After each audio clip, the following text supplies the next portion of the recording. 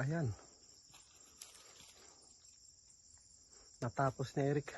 Sakto. Sabi niya 2 araw lang daw. Mabilis din magtaba si Eric. Tapos niyo. Oh. Time check, alas 5.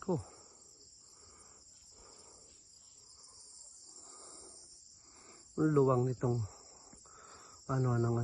papaya. Kaya pag ganun dyan. Yan, punta dyan. Siguro 2 hektarya siguro to. Gandun. Ganyan. Yan, sprayan na lang yan kasi natabasan na yan ni Kaigwal. Nainyog na yan sa kasaging. Punta dyan. Kakasya rito yun. Kulang pa isang sachet na yun.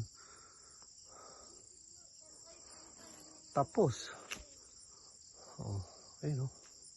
2 araw tinabasan niya.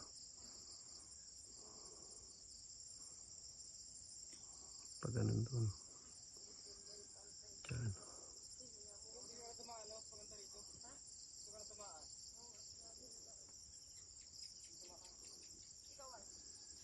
Tapos na. Tapos. Talaga pinersa mo ba? Pinersa mo. In-apply ko yung pangpakyawan. Walang mama. Tapos baga.